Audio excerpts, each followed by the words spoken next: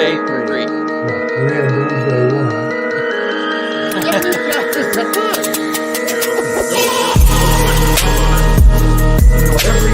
He came from one of the toughest areas of Phoenix. Only his friends. You got people on the defense talking about it. You better get your ass involved. You better get involved. I just got to say, when it comes to Dallas Cowboys, well, It's different. Had you stayed For sure, we would have thrown it off because and I go to bed every night like, Mr. G, man, I promise you that we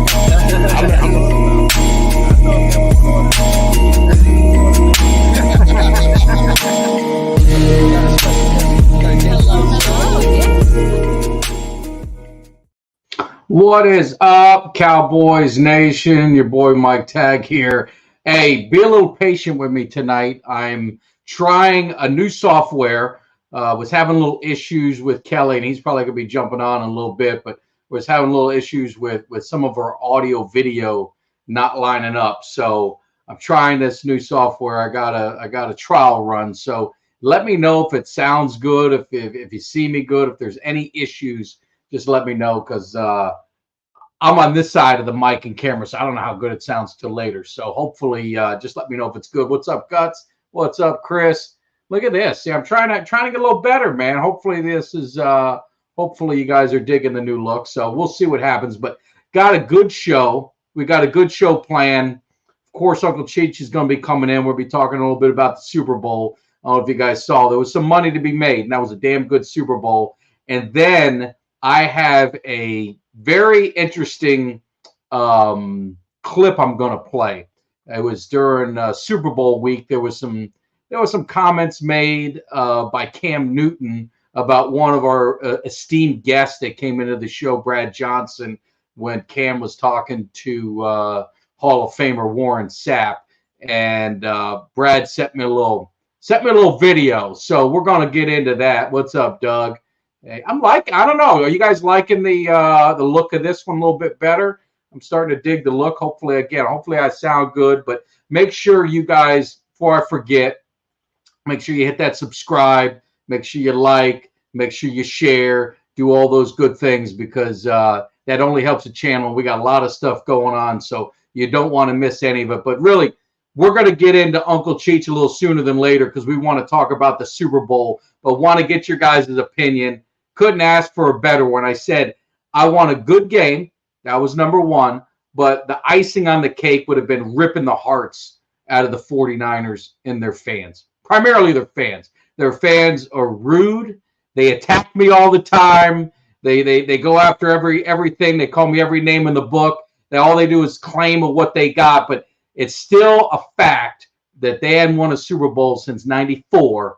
We won one in '95. So you guys are 1 year behind, so make sure you shut your mouth and know your role. And I don't hear nothing about no regular season and all that, because it's like I said, only one team. What's up, Steven? Only one team's going to be happy at the end of the season, and that's the Kansas City Chiefs. And what I said was, I hope Jerry, I hope all those guys in the Cowboys organization took some notes, because if you watch that game, it was a great defensive game early on, a lot of hard hitting, a lot of intensity.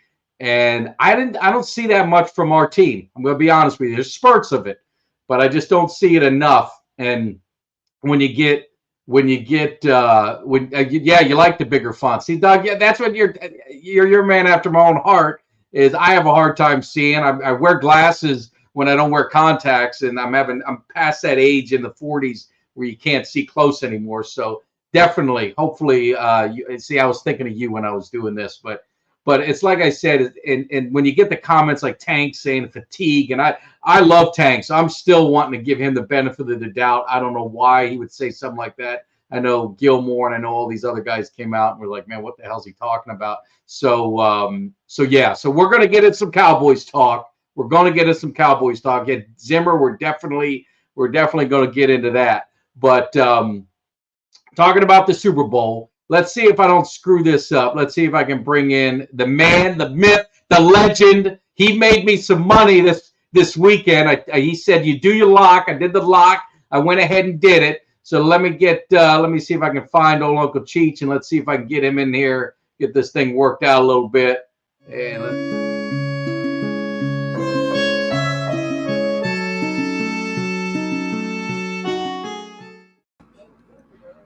Uncle Cheech, how are you doing?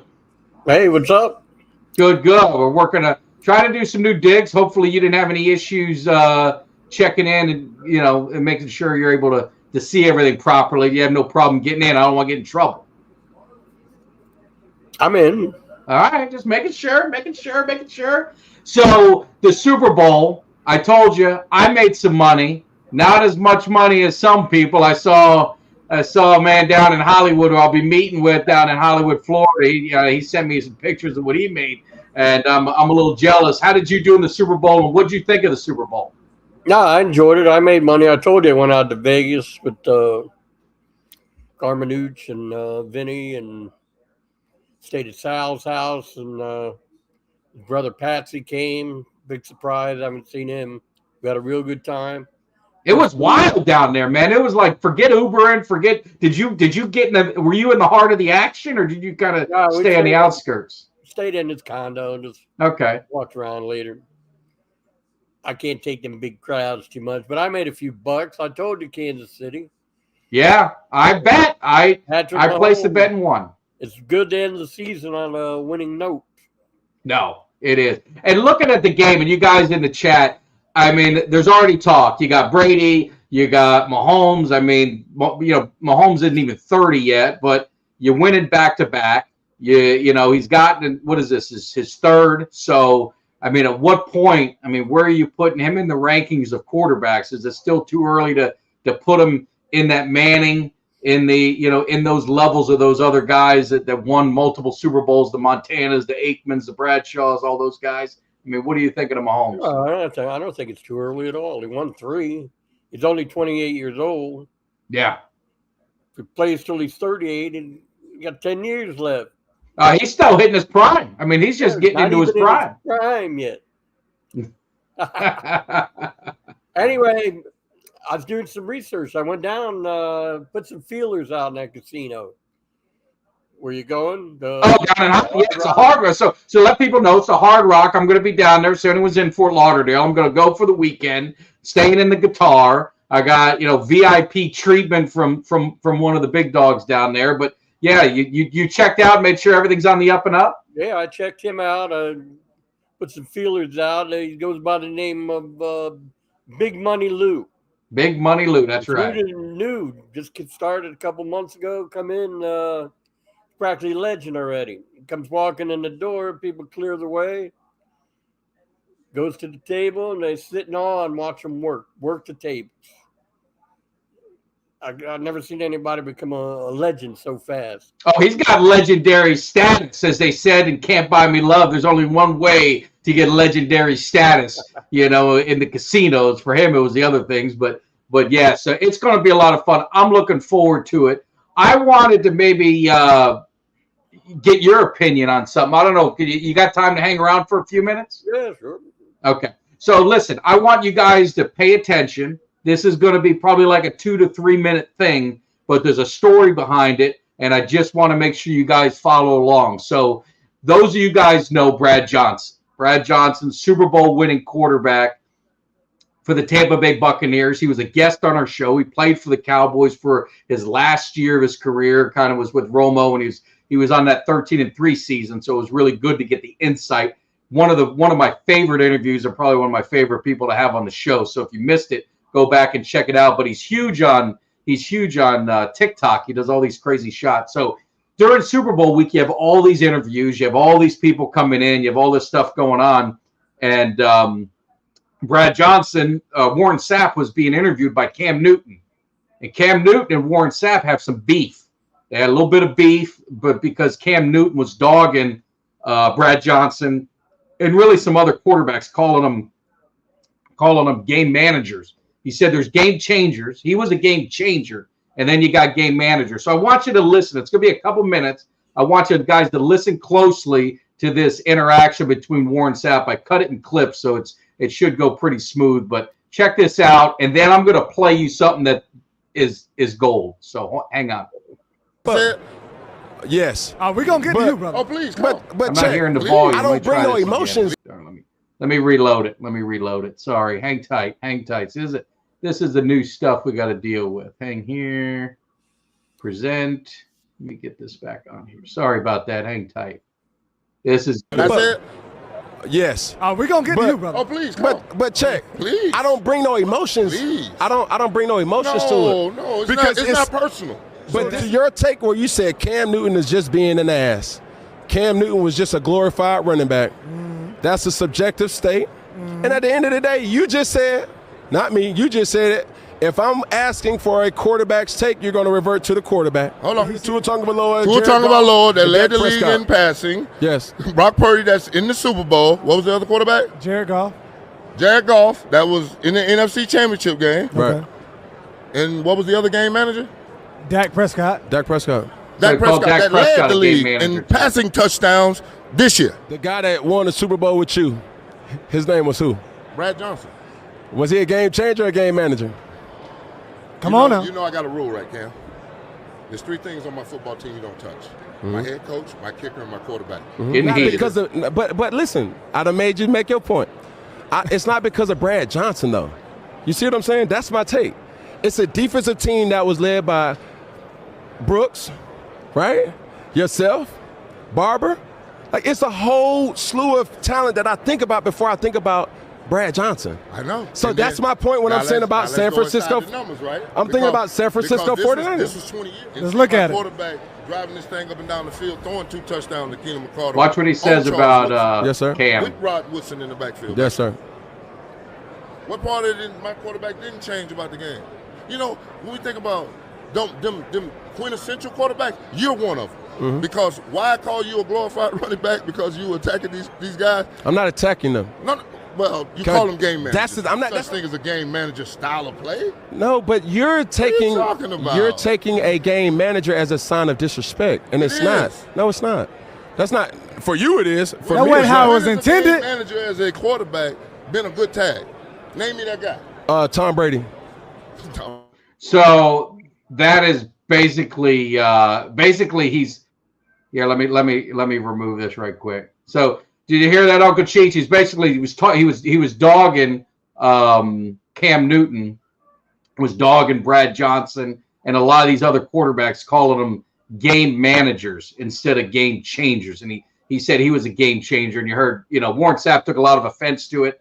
And and Cam Newton, and I don't know you guys' opinion in the chat. Cam Newton was saying it's a friendly term, And do you find when they call a quarterback a game manager, do you find that friendly?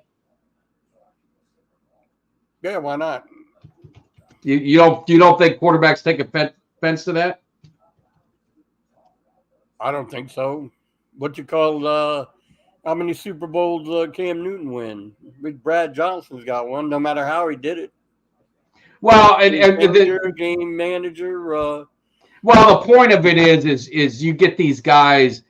They like he was calling Tom Brady a game manager, and when people hear the word game manager, you think of like a Trent Dilfer. They always kind of use that with it, and I think Brad Johnson took a little offense to it, and most quarterbacks do. So Brad Johnson had a response. I messaged him and said, "Hey man, did you see this?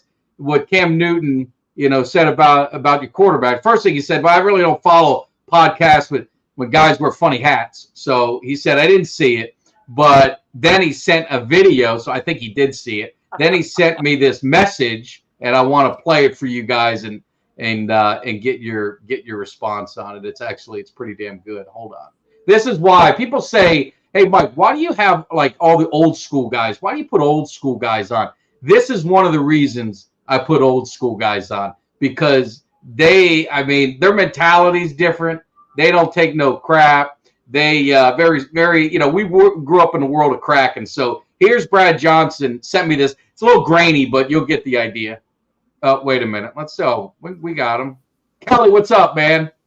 Hey, what's going on, Mr. Nothing. Tag? I sent it the wrong thing and sent it the wrong thing. This is a new software, so I apologize. Yeah, it's all good. It's all good. I was looking. I thought it was on my end. I had to reset things and click in and out, and I said, I don't see no link. Damn.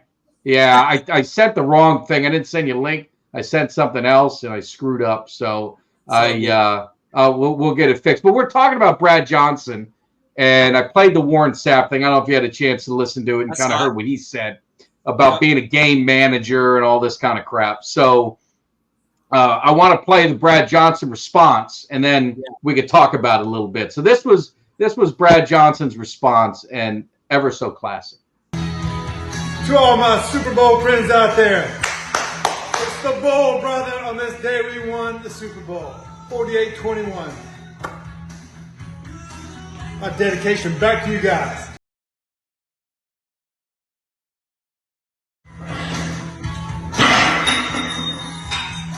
It's the Bowl, baby! Super Bowl champs for life. Let's go. That's how we do it, my man. Hey, Cam. 34 Super Bowl champions on this thing. 30 of them living. Well, first of all, I mean, Brad Johnson's doing 225 20 times. I don't know if there's some players in the league that can do that right now. Yeah, I sure as hell ain't doing that. But what do you think of that comeback? What do you think of what he said? You know, you're talking about, you know, he's questioning this guy who's had a good career, won a Super Bowl championship, played well in the Super Bowl, very well. And they had a good defense, but then he sits there and, and he brings out the helmet with all the Super Bowl champion quarterbacks on there and says, your name ain't on it. It just leaves it at that. I mean, what more do you need to say than that? What more do you need to say than that? I think that tells it all. Yeah. No, absolutely. How could he call Tom Brady not being a game changer? How many times did he take teams last drive? You know that firsthand. Take the last drive down the field and then win the game. Yeah. That's a game changer. Well, and the funny, if he don't turn the ball over, runs the plays like he's supposed to. The funny thing is I don't know if you heard Warren Sapp. I mean, it got heated. I clipped it up. You can go watch it on YouTube. But Warren Sapp he said in there, goes, you're a game changer. It's like when you fumbled that ball, I didn't see you diving in. I didn't see you diving in to go get it in the Super Bowl. You know what I mean? It's like, what were you doing in those big games, when they counted? So I was glad to see Warren Sapp, kind of set it straight, because I'm just not like the game manager. The way it's portrayed historically, it always talks about a quarterback who's carried. So it doesn't resonate to a good, depiction of a quarterback. And to Cam, I'll say is he uses that as a term of endearment for a quarterback being a game manager or a game changer. He just separates it that way. But he considers the game changers, the Josh Allens, the Jalen Hurts, himself, the guys who run the ball. The guys who run the ball a lot. That's what he considers a game changer. The guys who sit in the pocket, he calls game managers, and he even called Tom Brady a game manager. So it's really a philosophical difference in the quarterback of what you want. Yeah. Well, and that's, whether he says it's a negative or not, that the term game manager it's been used in a negative connotation. Nobody's used that as a positive. I mean, whether we could sit there and be like, well, that's not a negative thing, but it has been tossed around as a negative, because they'll say, they've said things about certain quarterbacks. They're like, yeah, well, he's a game manager. Joe Flacco they were like, he's a game manager. They talked about Rex Grossman when he made it to the Super Bowl. They said he was a game manager. And it's usually it's the quarterbacks that they need a complete team around him to carry him. Not carry him, but like Patrick Mahomes, they wouldn't call him a game manager, obviously, because he elevates the team and takes him to the next level or whatever. But I just think it's the wrong term to use. You could say, you could use a different term. You could say there's game managers, then there's quarterbacks, and then there's superstars. Like, Patrick Mahomes and Tom Brady, I'd put them in the superstar category, right? superstar. I mean, those guys are superstars. So Yeah. there's not too many of those out there. There's really not. No. Well, here was the funny thing of it, because I'm going to be honest, as a Cowboys fan, if you listen to his interpretation, and I throw Troy Aikman's name out there, what would you call him in Cam Newton's, the way he rates him? Would you call him a game changer or a manager? Probably call him a game manager. He call him a game. He doesn't.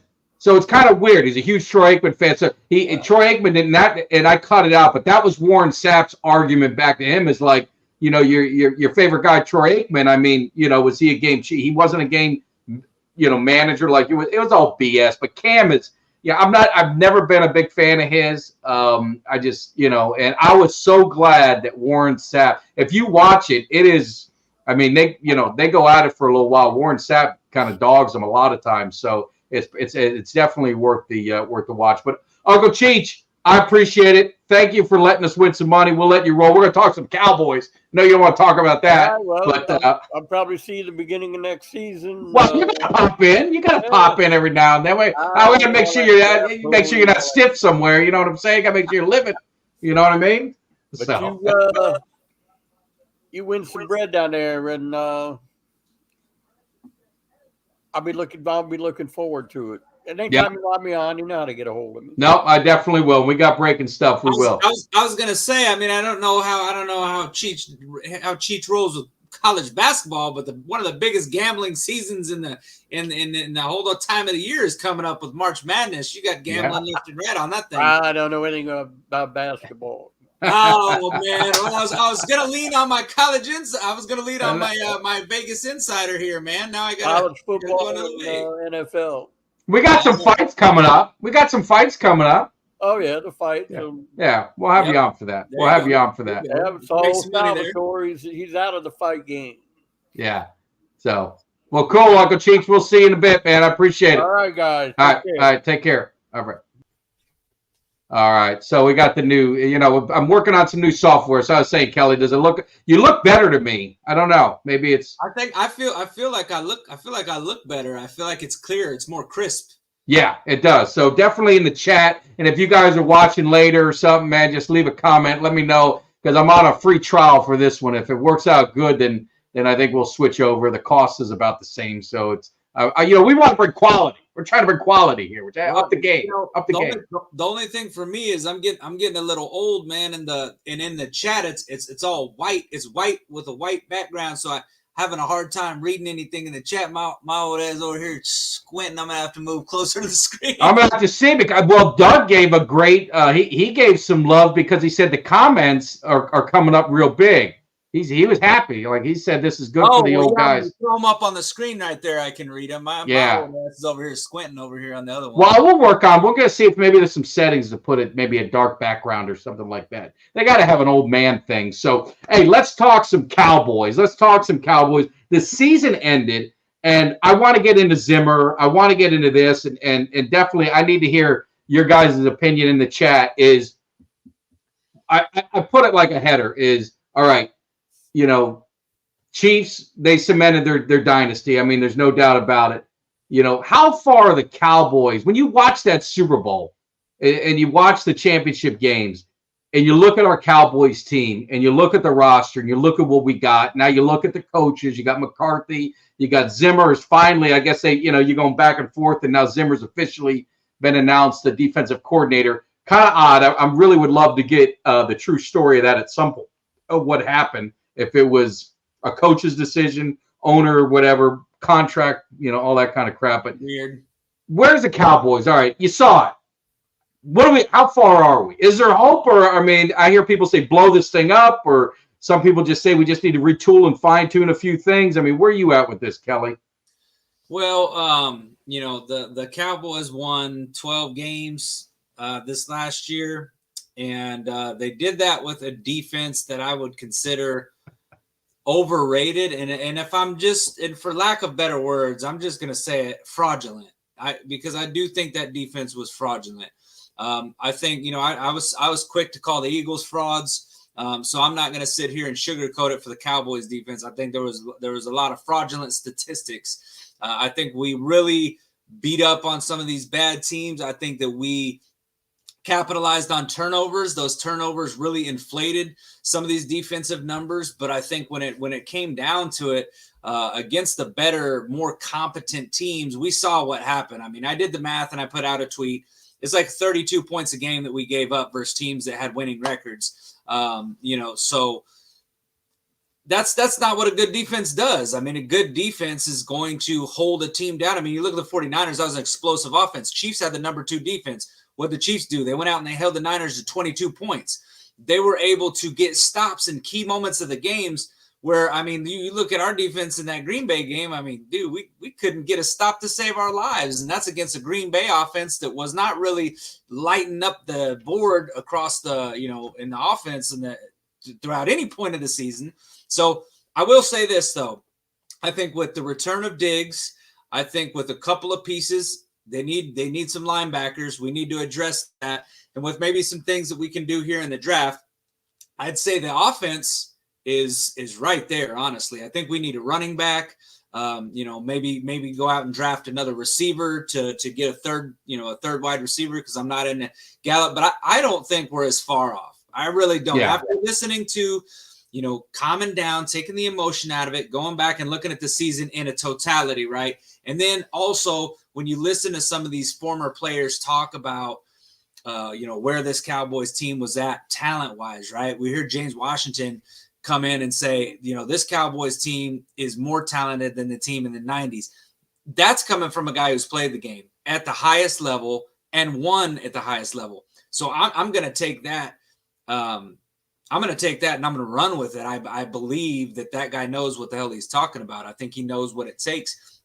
I think that we're a few key pieces off, and I think that it's going to also depend on Mike Zimmer and how quick he can get this defense to start to take on his personality, right? Come out of the Dan Quinn era and enter the Zimmer era. So I think those two key pieces, getting a few of the players we need, being aggressive in free agency. I don't think we're that far off, and it's crazy because at the end of the season I was like, there's no way I can get rope back in, but I'm already starting to get a little rope back in. So you're not going to get your rope back in. We'll give it time. Let me give you something. I want to give credit to one of my good friends in the social media community and content creators for the Cowboys, Skywalker Steele. He does phenomenal work. Make sure if you're not checking him out, he does great stuff. But he put a tweet out there, and he said one thing to note on Zimmer is his similarity blitzes and disguises his DBs as Spags does with the Chiefs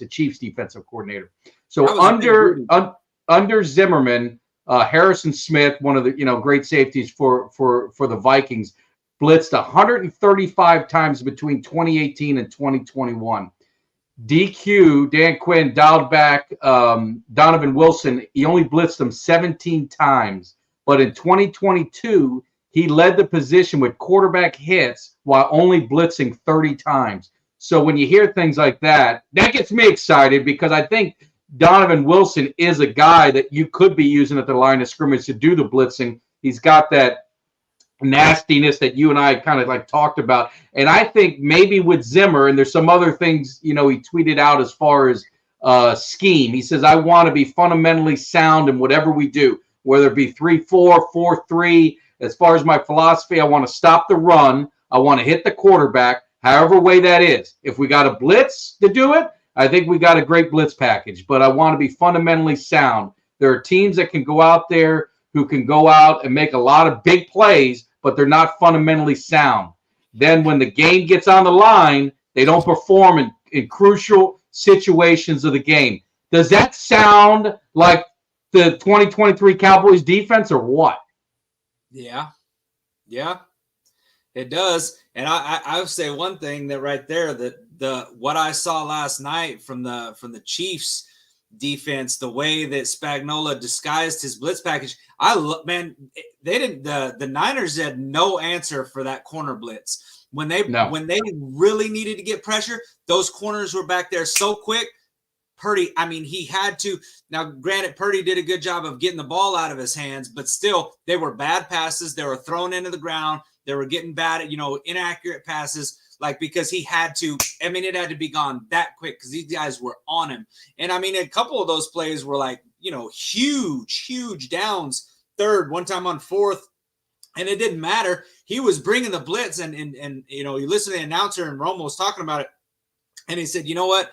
Spags has been doing this all season, and he's not going to change up his philosophy. It's been working. He's going to keep bringing the blitz. He's going to keep. He goes, I know it seems like maybe he should dial it back a little bit, be more conservative, but you know what? He's going to go out on his sword. He's going to keep bringing the blitz. Sure enough, in that there was a fourth down there, and he brought that corner blitz, and Purdy had to throw it. He had probably maybe a second to get rid of that ball. That guy was back there, and they just didn't have no answer for that all night. It worked several times. So, exotic and blitz schemes and bringing the safety and disguising which corners are going to come.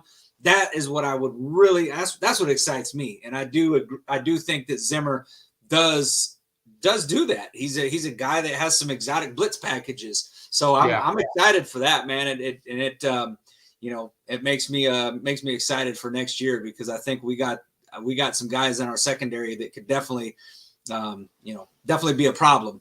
Yeah, no, there's no doubt about it. And I'm just telling you and to your point, I'm watching the game and I'm seeing it. I mean, the Chiefs, they weren't playing any safety back. I mean, they were playing at the line, like a game on the line, where if they gave up a big play, it could have been a touchdown and this and that. But he stuck with what was working and his philosophy. And when you see that defense, and you see even San Francisco's defense, it just didn't look like our defense. I mean, there's definitely and I don't mean by personnel as much as just attitude. And we talk about the culture. And then I'm hearing Micah Parsons and CeeDee Lamb they admitted there's a culture problem. Well, you guys are the leaders. And CeeDee's not a vocal guy. Like, he just doesn't give that persona, but he said he needs to be more vocal. I don't know if it's something that you can just become. I don't know if a leader, there's born leaders. I don't know if there's guys that can just kind of become leaders that are quiet. Some they lead on the field by example. And I think CD to me is like one of those guys, but they've got to change the culture. And it's like we said again with Parsons, it sounds good. Talk is cheap.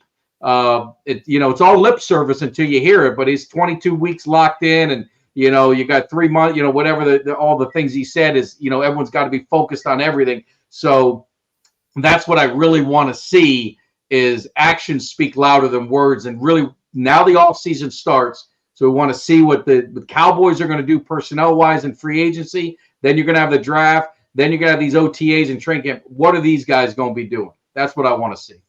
Yeah, and I think last night was a great example of two completely different squads with different philosophies, right? The Chiefs they have a really good defense, but they also have an absolute superstar at quarterback, whereas the Niners really put a bunch of talent around. I'm not going to say a mediocre quarterback, but Purdy's a good quarterback, but I still don't think that he's an elite quarterback. I don't even think that he's a top 10 quarterback. I think that they put great talent around him. I think they've got great scheme. So I looked to this Cowboys team, and I think that if they put the right pieces around it, Dak Prescott is a more talented quarterback than Brock Purdy, period. Yeah. I know people are going to say, well, Brock Purdy, he's did it. I get it. He's got to do it in the playoffs. I perfectly understand that.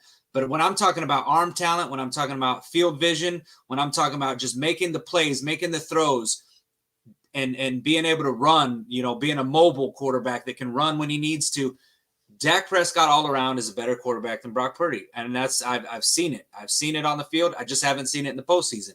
But if we can get that defense playing around him and we got some weapons and we can add a few things, a running back and maybe another wide receiver in this offseason, that Cowboys offense can be humming. We just got to figure out how, when the playoffs come, how to get him in the right state of mind where he gets off to a hot start.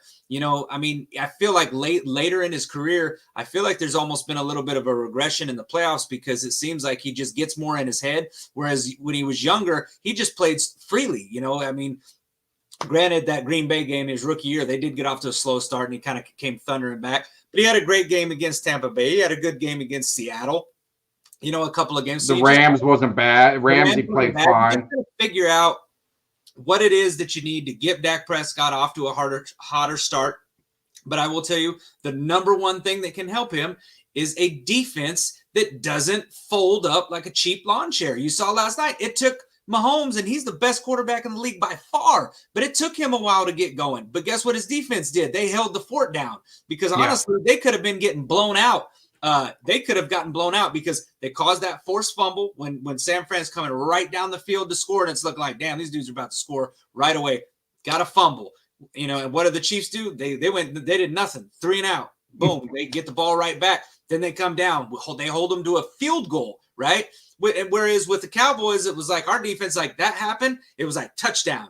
Then we turn touchdown. Then we get touchdown. Like our defense couldn't stop anybody. So all we need is for our defense to play to the capabilities that I think that they have the talent to. And if they can hold like that, then I think that we've got the pieces on this team to do it, as crazy as that sounds. And again, we're gonna just keep saying this all off season and all throughout the season. We got to see it in the playoffs, right? We got to see Dak play better in the playoffs. But if our defense plays even half as good, we scored 32 points in that game, 32, even with that getting off to a slow start. And the fact that we scored 32 and our defense gave up, 40 plus is inexcusable. If that doesn't happen, you win that game. So it's just, but I don't think we're as far off as a lot of people think. The people that are saying blow it up.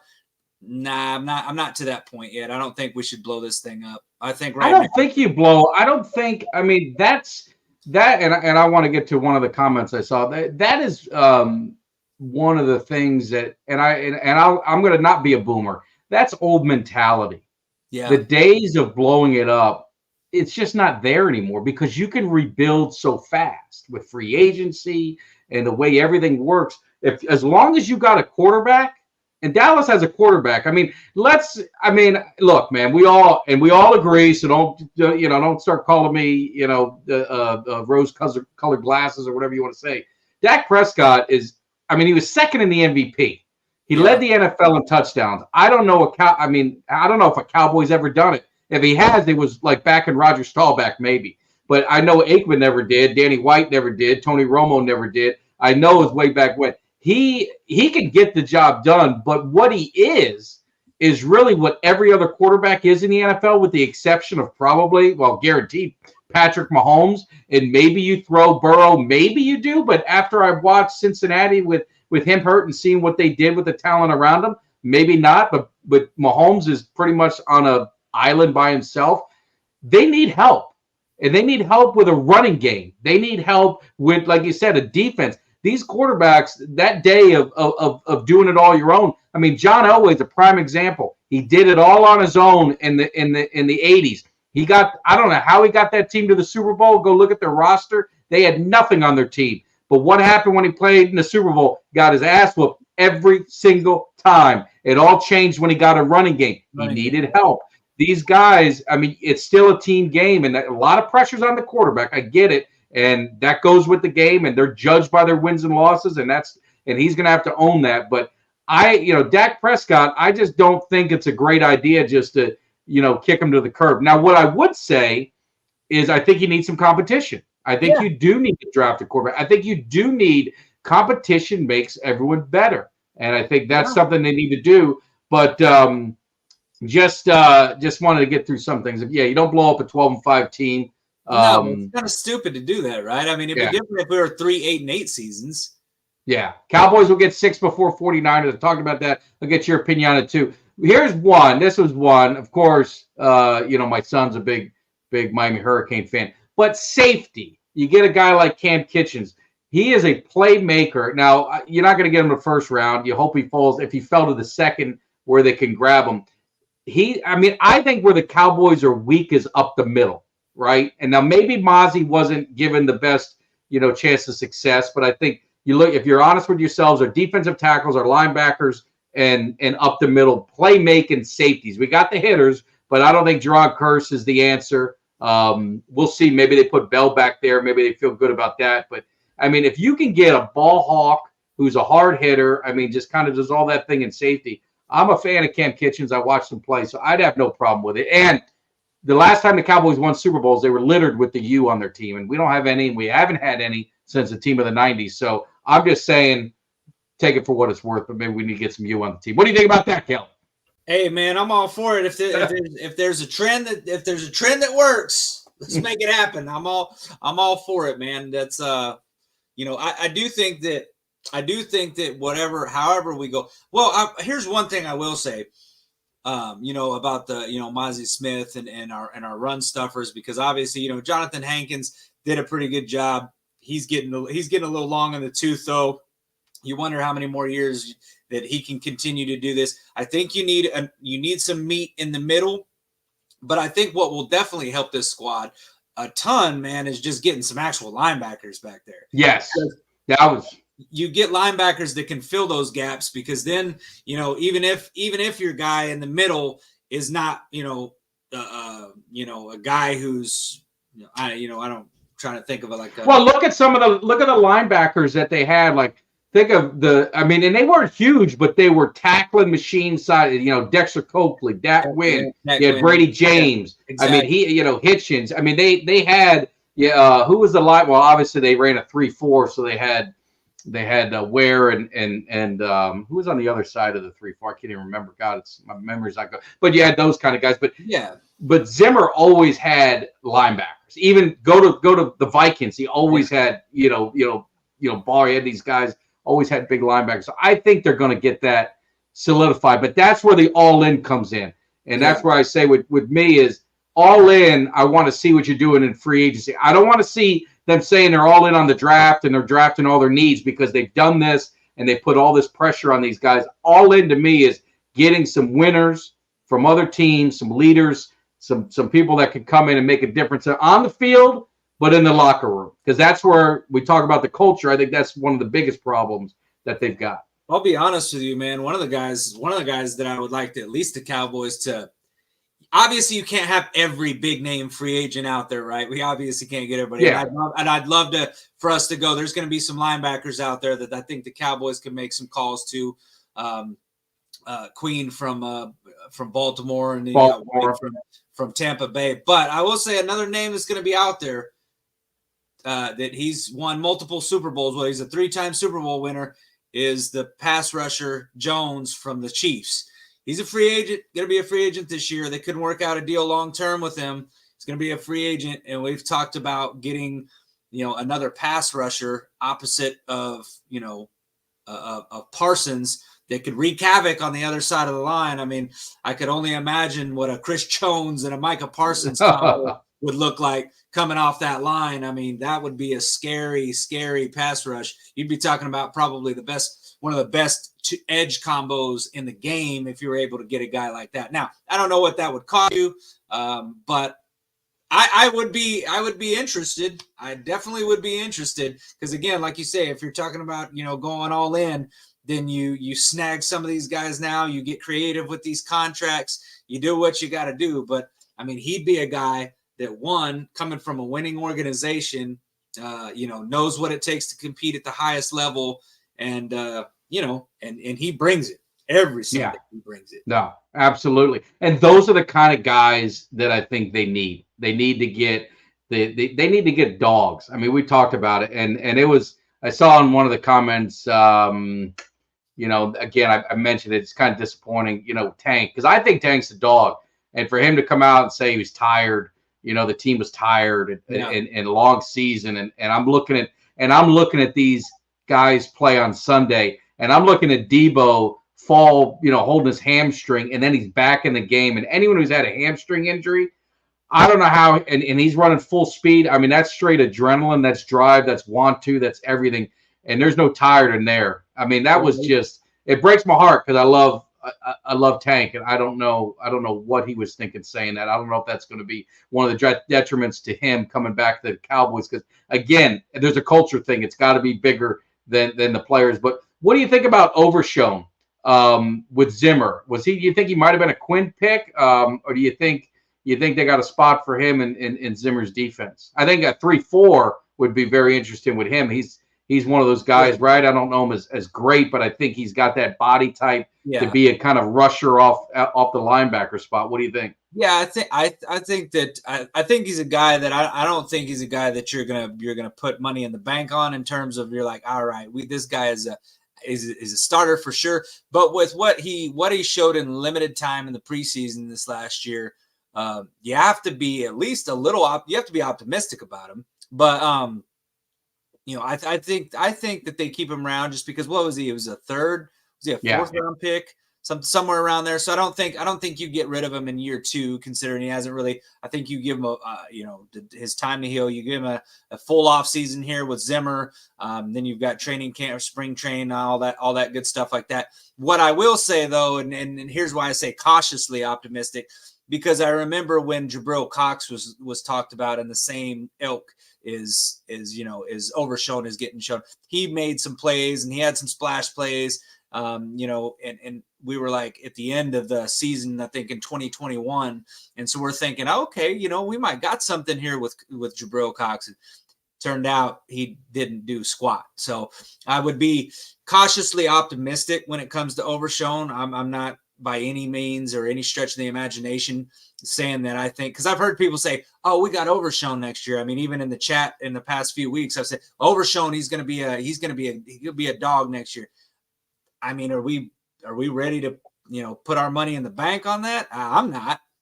I'm not putting my 2024 season on the line. No. And he's not the reason I'm going to pay for my seat deposit in a couple of weeks. And it's no disrespect. He could be, but I'm saying is what we talked about. I don't want maybes no more. I mean, they've done these maybes. They did the maybes with Jalen Tolbert and getting rid of Cooper. They did the maybe getting rid of Zeke and making Pollard the man and had no backup plan. We did the maybes when you cut some linebackers and then you put some safeties at linebacker. None of these maybes are working. I need to know that we're going in all in, meaning we're putting together the best roster that we can put. We're not going to get cheap. We're not going to get cut corners. We're not going to Walmart to get our guys. We need to do something. So I would disagree. I don't like disagreeing with my firstborn, but I'm not happy with the linebacker group we have. I mean, Clark, okay, Overshown, okay, but you need more than that. We don't have anything else besides that. And Overshown's coming off a knee injury, which you don't know how that recovery time is going to be. Clark there was a lot of high hopes for him. I'm wondering if maybe the scheme with Zimmer may end up helping him. So we'll see what happens. Yeah, and and that you'll find out a lot about these guys come free agency and draft. That's going to tell you a lot about what Zimmer thinks about these guys, because I guarantee you now that Zimmer is officially signed, which, by the way, how else would you start a Cowboys offseason without a little bit of drama? We can't even get that shit right. What is going on? I mean, they announced the DC. They announced it 3 days ago. Zimmer's the guy, and then all of a sudden you hear on Super Bowl, you hear this thing on Super Bowl Sunday. They're talking to Rex Ryan. He's like, "Well, that job, I would be surprised if he's got that job right." And you're going, "Wait, what?" And then come to find out there is a hitch in the thing, and there's a hitch in the contract, and he's not official until today. Now apparently the deal is done. He's the guy, but I mean, what this Cowboys team, man, is nothing if not dramatic. So well, it just doesn't make you feel great, right? No, it doesn't make you feel great because it makes you feel like there's either a disagreement in philosophy between the coach and the owner, general manager, or there's a money issue. And I don't want to hear no money issue. Yeah. Money, there better be no money issues, no pie, no what pieces of pie, whatever Jerry Jones is talking about pie. I don't want to hear that shit no more. So that makes me a little bit concerned. Yeah, no, and I think that gonna need an audio of Gary calling Rex and Zim. Yeah, that's a good idea. No, and what I was saying though was Zimmer, as I said, you're gonna be able to tell a lot about how he feels about Clark and Overshown by what we do in free agency. If we go out and load up and we go out and get a linebacker, maybe even 2 linebackers in free agency, maybe one of the big names, and then maybe another guy who just Zimmer think fits his scheme, or we go out and we draft a guy, you're going to know that Zimmer thinks his linebacker spot is, and our linebacker spot's weak right now, period. Yeah. Even if you think those guys are there, they're really unproven guys right now. It's weak right now. But like I said, if you see us going hot and heavy after linebackers and we get 1 or 2 in free agency, and then we go out on top of that and we draft a linebacker in free, then I don't think they feel good about any of the linebackers on the squad, honestly. And I just don't see Zimmer going into this position and going, I feel comfortable with the linebackers we've got. Obviously, he's going to look at them and go, "We got issues, man." And I'm not putting my reputation and my faith in a guy that's coming off a knee injury and a Damone Clark that I don't know if he's going to fit my system yet. He's going to probably need to see some practices and see some cleats meet the turf before he makes those decisions. But it'll be an interesting offseason, and I'm counting the days down till free agency begins because I'm excited about, and maybe it's just me buying too much. I'm so afraid because they've never done anything. No, they haven't, man. And they've done some value, which we'll get into. But I'm talking about when that clock strikes midnight and it's open. I mean, are you going to be staying up late at night? Are you guys in the chat staying up late at night waiting to see what's going to drop?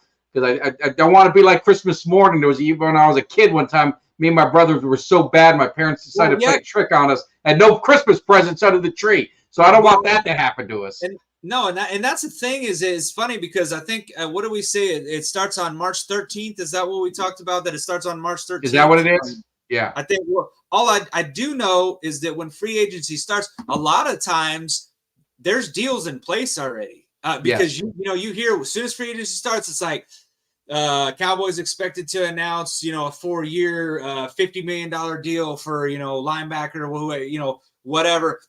So a lot of these deals, even though it officially starts at whatever date and in March, a lot of these deals they start working on them before that, so that when free agency starts that new calendar year, they've already got these deals in place.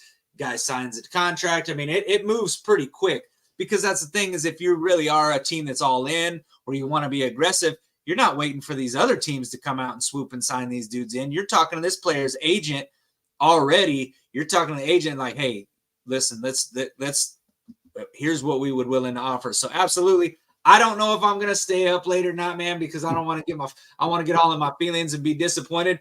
But it's one of those things, man. We're just the notion of possibly being all in and us making some splash signings would be enough to get me like, all right, I'm back in, baby. Like I'm back in. But if 2, 3, 4 days, a week goes by in free agency and we're not even hearing names coming to Dallas, we're not hearing nothing.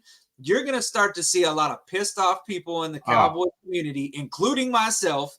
You're going to start seeing people banging the table going, what in the hell are you talking about all in, Jerry? What are you talking, especially if some of these big names start getting signed? You see a guy get re-signed or you see a guy like White get signed by, San Francisco, heaven forbid, or Baltimore loses Queen and they go out and get White, something like that. And you're sitting there looking at it going, where the hell are we in the mix? We could have used one of those 2 linebackers or you see like a guy like Chris Jones end up, at the Giants or the Commanders or something like that. You know what I mean? And you start seeing teams within your division and they're aggressive and our Cowboys are sitting back there with their thumb up their butt.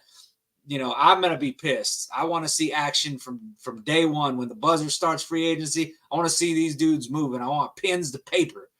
Yeah, it needs to be. And I just a couple, just in the chat, so I appreciate it. Steve, I think, trade Gallup. They're not trading Gallup. They're going to have to cut him. It's nobody going to take that contract.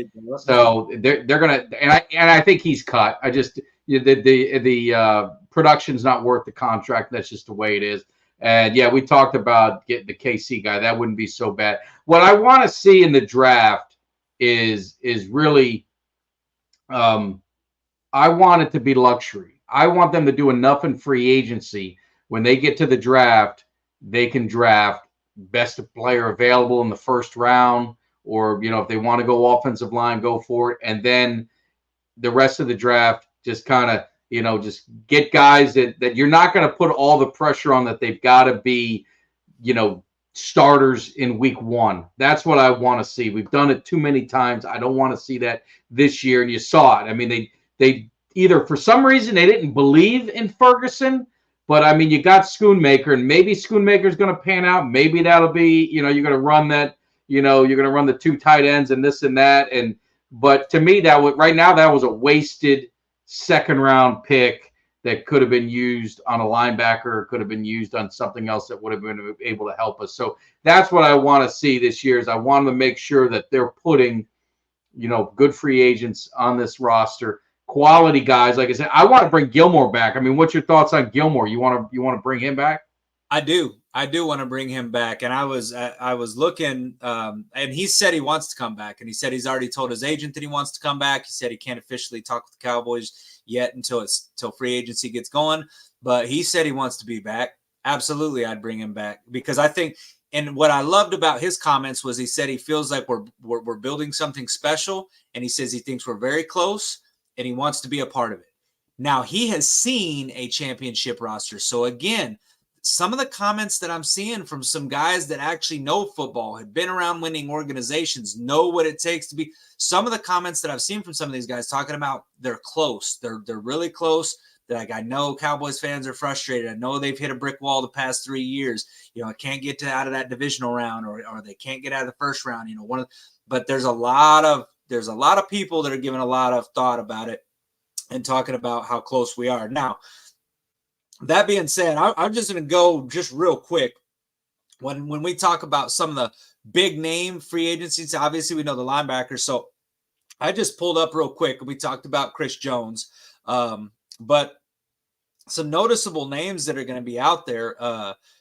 Kirk Cousins, and I've heard that the Vikings are thinking about moving on. Not that we would get a Kirk Cousins, because I think somebody will probably sign him and he'll end up probably starting somewhere.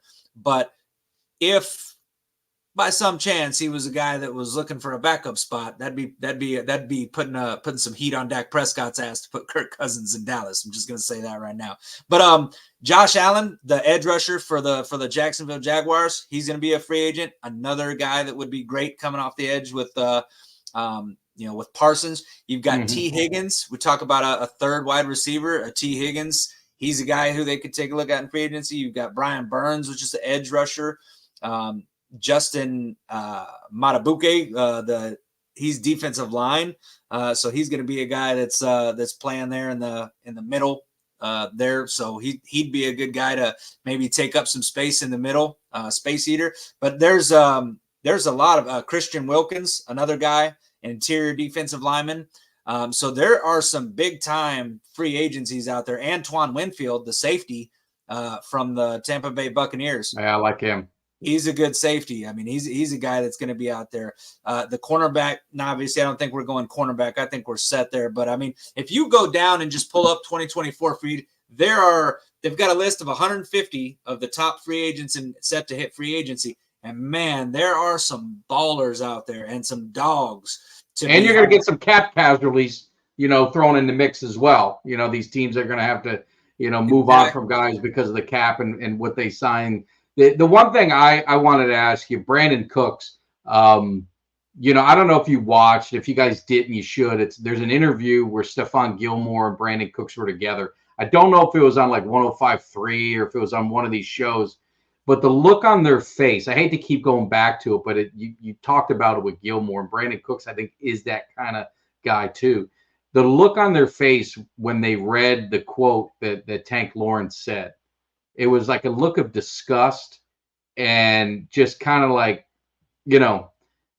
I can't believe the guy said that, but it kind of angered them. They looked angry in a way. And that's to your point of getting guys in with championship mentality and that kind of, locker room presence you can have. You saw it in Gilmore and I saw it in Cooks. They were together doing that interview. Brandon Cooks is another guy who, for 6 or 7 weeks, he really didn't get going. But once the McCarthy offense started going, I mean, he played a pretty big role to get 8 or 9 touchdowns, something like that.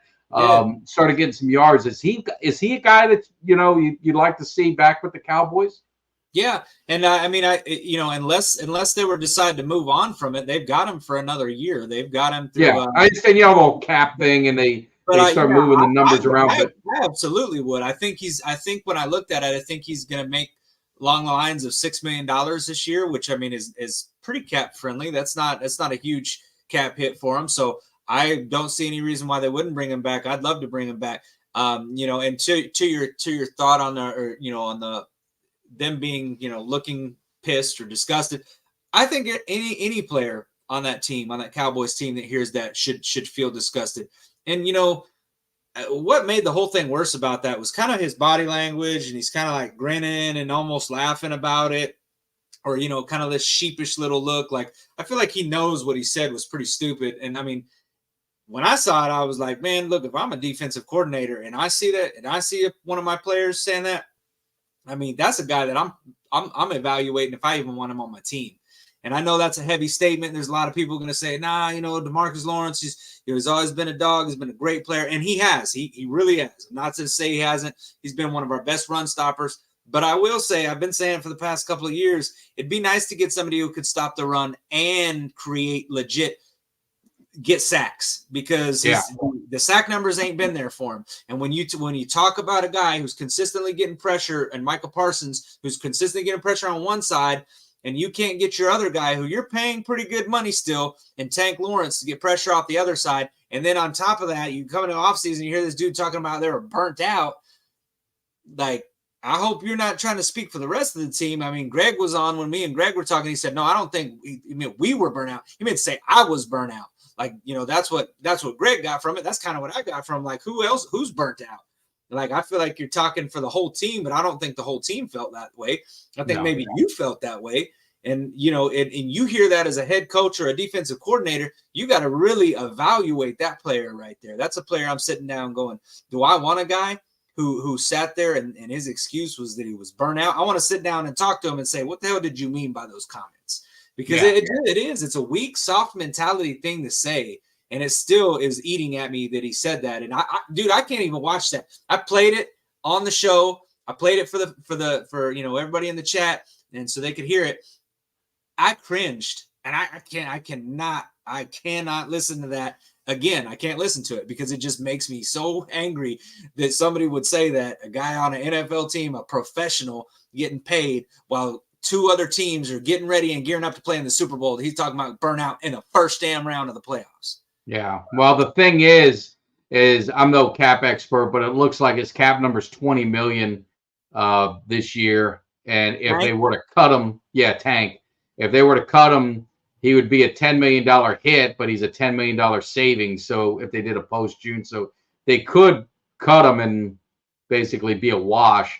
The other one is obviously, Gallup would be a $4 million hit, $9.5 million savings. The interesting one, and why I think they're going to get a deal done, is CeeDee Lamb's cap number next year is $18 million. And they can re-sign him and extend his contract and probably have minimal cap hit. And then you've got Dak Prescott is a $60 million cap number. Yeah. If they extend him, they can lower that the first 2 years. They can lower that tremendously.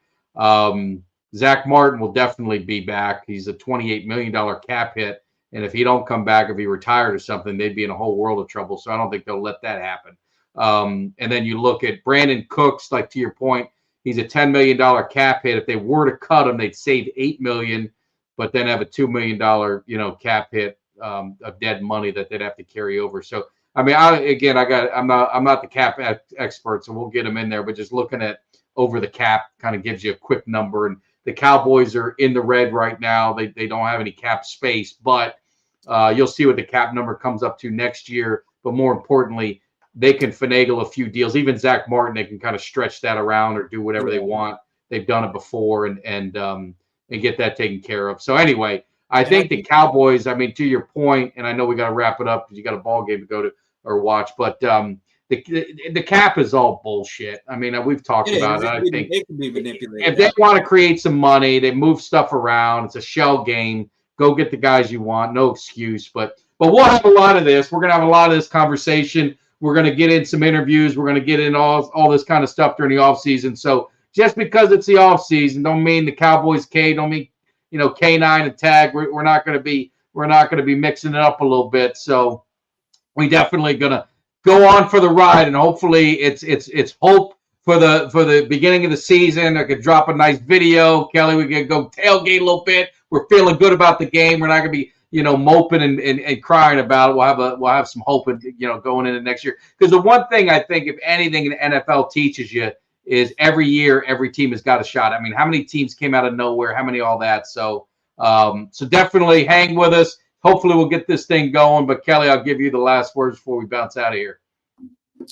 Yeah, man. I just I'd say that I'm looking forward to things and the way things play out, man. We saw the last game of the season last night. It's kind of bittersweet, but obviously makes us. It started out the off season on a good note already, just because we got if the Cowboys ain't gonna ride for us, at least we know Patrick Mahomes will, because 2 years now he has stopped the Eagles and the 49ers from winning Super Bowls. Now, if you can't love the man for doing that, well, then I don't know what to make you hate a guy like that, man. I mean, Thank you, Patrick Mahomes. I'm sending him a personal letter of thank you for that. So, but football ain't coming back for a while. We got the offseason in March. Hopefully things get rolling in there.